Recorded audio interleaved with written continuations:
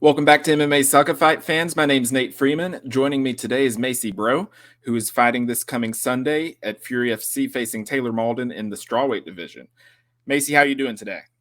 I'm doing great. Super excited, especially it being fight week.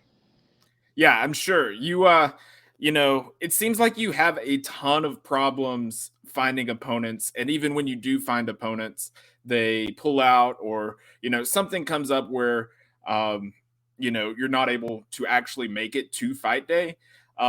Fingers crossed and knock on wood and all that does happen on Sunday.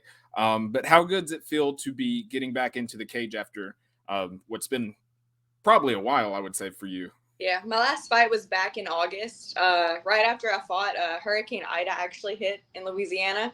So my gym was out of commission for about a month or so. And then after that, just trying to find matchups was tough. So it feels great to finally have a solid matchup on a solid promotion. I know, I'm just super excited to have someone to fight and an opponent like Taylor. Yeah, and like you said, you're facing Taylor Mauldin. She's a veteran of LFA like you. Fought in some big promotions, had some big fights. Tell me about what you see in her and how you see the fight going and all of that. As far as experience, I saw that she only had one amateur MMA bout, two pro bouts. I know she did have some kickboxing. Overall, I advanced experience. I have about 30 amateur boxing bouts, too many to count jiu-jitsu matches, and 11 MMA fights.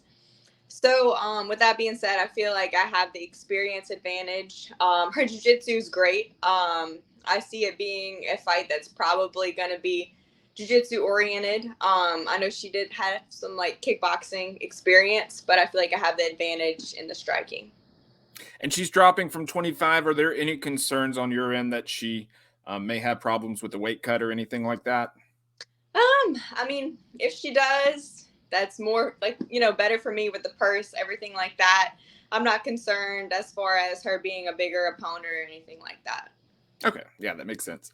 And you have, you last fought in August, but you have remained active, like you said, with jiu-jitsu matches. You competed in Medusa down in Mexico, the Eddie Bravo female version of combat jiu-jitsu. You've done some tournaments around Texas and things like that. Just staying active in all of that. How has competing in all of that helped you round out your MMA game? I think just like reps in competition are big. Like as far as like the mental standpoint, as far as having like a competition routine, a pre-fight routine, I feel like that's big. And then also just like staying active, like keeping my weight maintained, making sure I'm healthy and everything's good to go, and like just that competition mindset. Whenever it's go time, like it's go time. Yeah, that makes sense. Is that something that you're looking to continue doing, or is that something, just because you've not been getting as much MMA fights, or what is the plan for that going forward? So I actually love like each sport for itself. I do like doing like the special rules matches like Medusa or the sub only tournaments.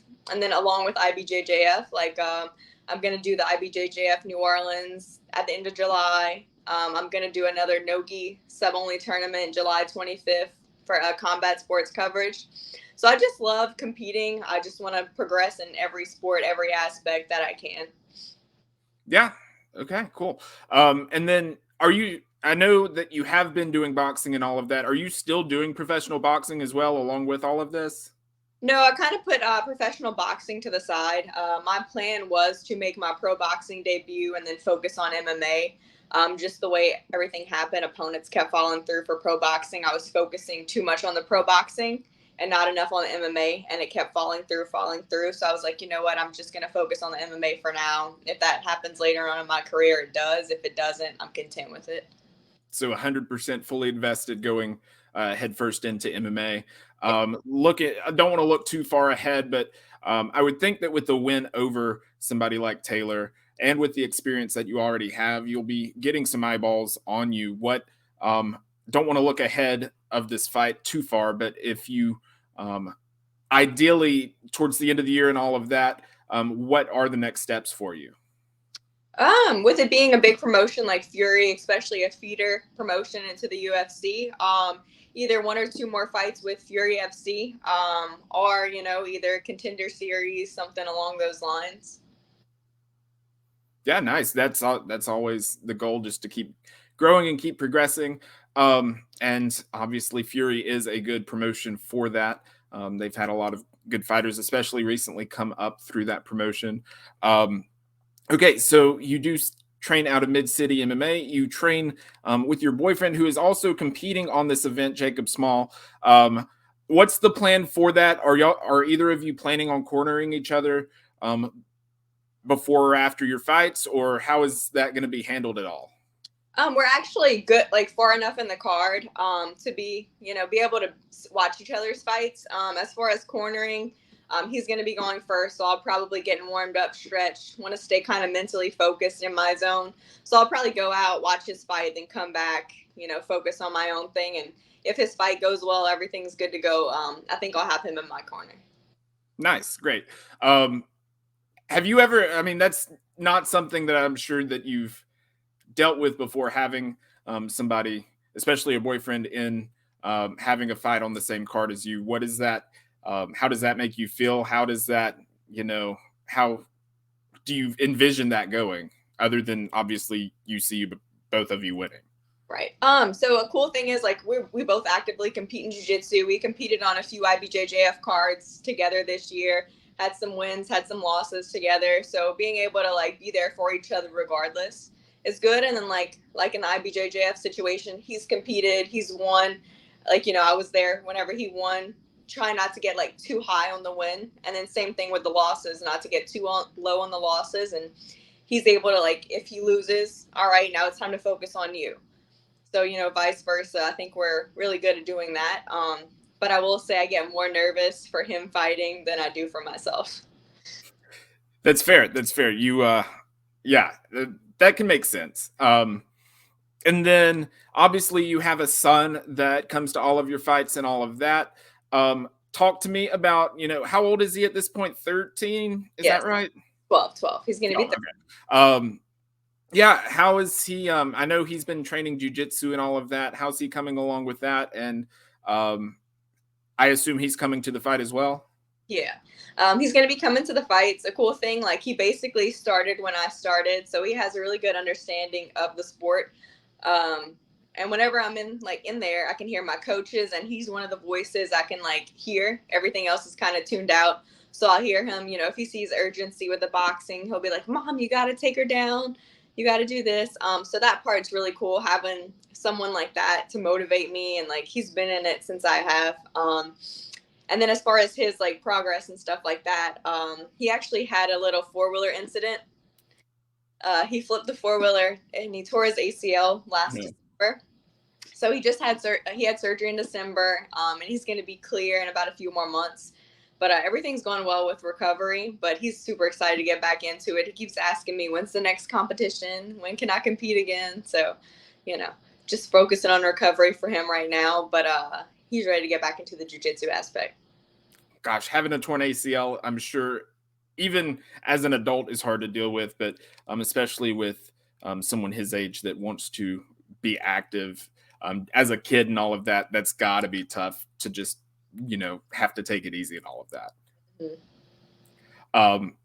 How going into that, how excuse me, how hard has it been to keep him off his feet and all of that with the torn ACL? Excuse me. Yeah, kind of difficult. The first few weeks we were on like, crutches, things like that. And that wasn't too bad. It was whenever the doctor said, "Okay, you could start putting like weight and pressure on it." He wanted to just take off, walk, jump, go play basketball. And we had to kind of like pull the reins back, like, "Not yet, just like lightly walking on it." And then as far as like, I'm like, "Hey, you want to come to the gym with me?"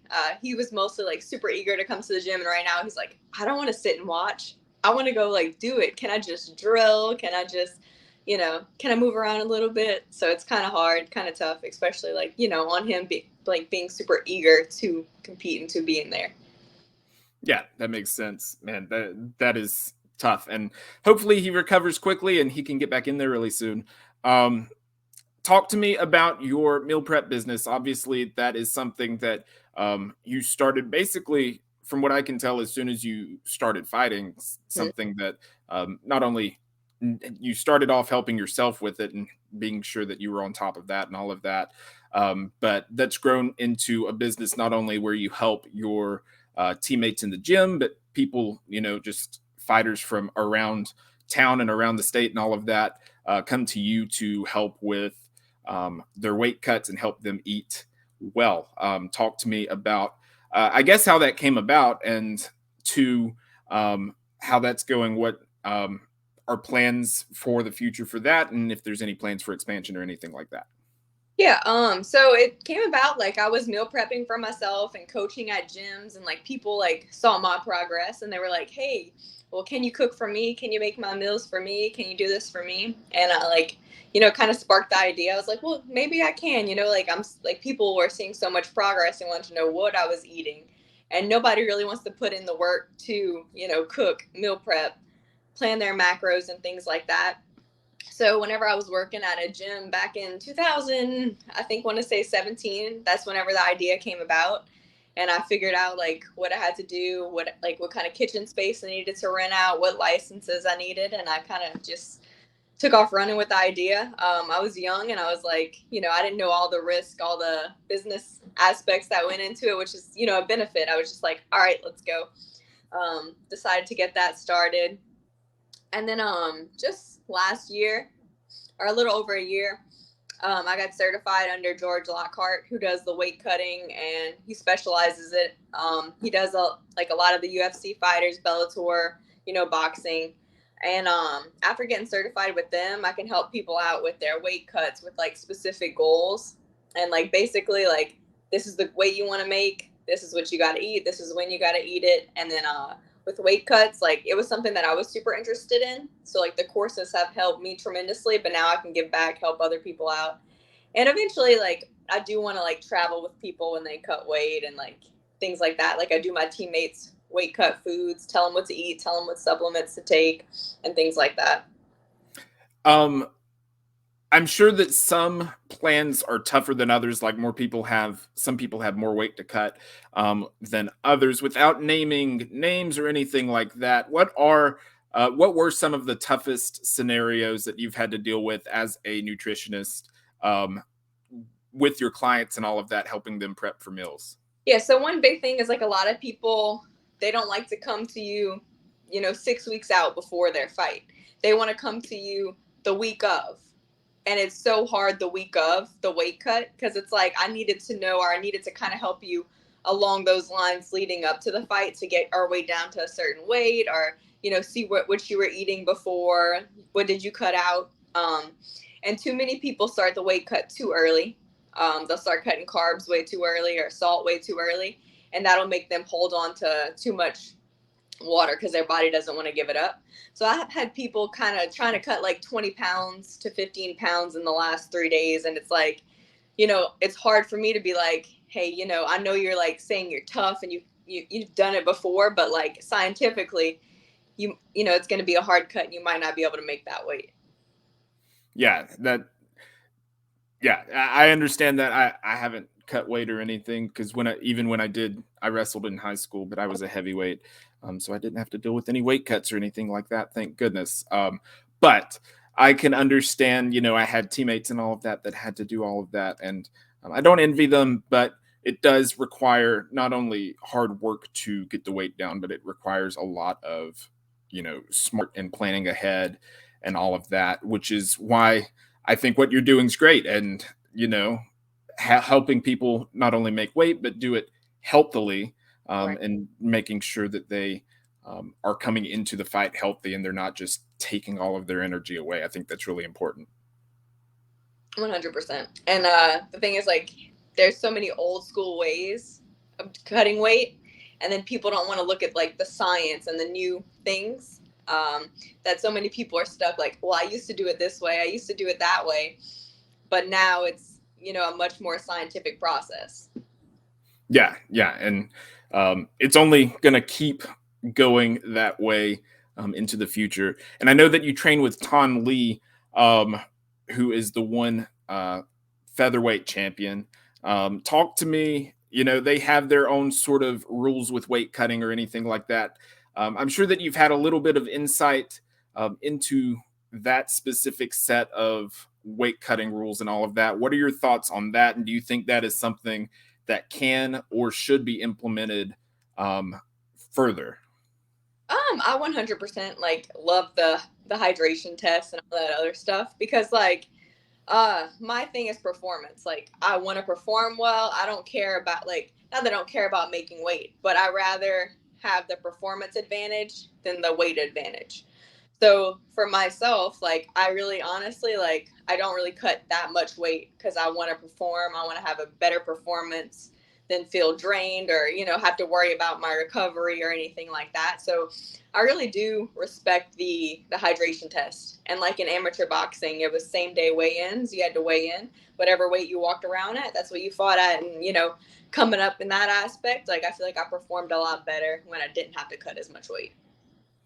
So in the end, there's still, people weighing in earlier in the day before weigh-ins with Bellator and the big promotions and all of that. And that has, they thought that that was going to be the solution to help curb a lot of the weight cutting issues, but I don't think that it has. I don't have the stats in front of me, but from what I can tell, it hasn't made any difference. Do you think, like you said, the hydration testing or day of weigh-ins, what do you think is the solution to helping solve a lot of these weight misses then? I think still, if you did the same day weigh-ins, people would probably still try to, cheat the process, cut, still cut the weight. But I think the hydration test would make a big difference, especially in an organization like the UFC, Bellator, and things like that. Yeah, and I would tend to agree with that. High school wrestling, college wrestling, they have hydration testing, and that is almost never an issue with people making weight because they give you strict guidelines as to what weight classes you can compete in based off of those hydration testings that you make, which I think makes sense. Yeah. And I think that is easily expandable, and that is a position that I take as well. So I think that, I haven't done too terribly much research as to how one does it, but I would think that it would be, like I said, easily scalable. Um, okay, so I already mentioned Tonley. You know, talk to me about working with him as a coach, working with him as a teammate, and all of that, because he is a big name in one championship, and there's a lot of eyes on him. So, what's it like working with him? It has been like a tremendous help, like since he moved back from Virginia, having him back in our camp. He's a great mind as far as the way he thinks about martial arts, the way he explains things about martial arts. So he has helped my game a lot. Just because like sometimes you need that coach that will speak the same language as you. Like you can hear something a million different ways, but someone says it one way and it clicks. The way he explains things really click. And he really helps our team out a lot. He comes to every MMA practice, basically runs all the practices, teaches some no-gi. He'll go to like Ryan Hall's gym and come back with a ton of stuff. He has a great Taekwondo background with his dad. So we'll go there. We'll cross train at Moon College Taekwondo, which is his dad's Taekwondo gym. And then he'll come run some MMA practices, and just having him there and the way he thinks about fighting and everything has been like a tremendous help to the team and everyone else. And he's also one of those people, if you have any questions, he's like, hey, come to me, and he'll take whatever time he has to break everything down if you're interested and if you want to take your time to ask him. Yeah, that's great. Okay, last question before I let you do shout outs and sponsors and all of that. In 5 years, where do you see yourself in 5 years? Honestly, I do see myself in a big organization, big promotion. Like I said, I do want to continue with my jiu-jitsu competitions also. So definitely high level brown belt or black belt in the next 5 years. Still competing in jiu-jitsu. Hopefully, I want to also rank along those lines with jiu-jitsu and MMA. Like I said, I do see myself in a organization hopefully, in the top 10 to 15 by 5 years. That sounds great. We look forward to watching you go along that journey. Before I let you go, like I said, I'll give you the floor for any shout outs, any sponsors, anything like that. The floor is yours. How can people follow you on social media? My Instagram is at MMA underscore Macy BRO, Macy Breaux. Yeah, and that's it. I don't really go on Twitter or Facebook much. All right. And any sponsors, any shout outs, or anything like that before you go? Yeah. So I want to give a shout out to all my teammates fighting on Fury FC. Of course, Ton Lee and Sean Gayton, my coaches. And then as far as sponsors, shout out to Rowdy Energy, clean energy drinks. I'm not a big person to drink energy drinks, but these, are really clean and really good for me. So I really like those. Then Macy's Meal Prep, of course, my business, Athletic Performance Nutrition, Mid City MMA, Kingfish Boxing Club, and that's about it. Fantastic. We're looking forward to watching you this Sunday, Macy. Best of luck in your fight, and thanks for coming on today. All right, thank you. I appreciate it. Let's take care.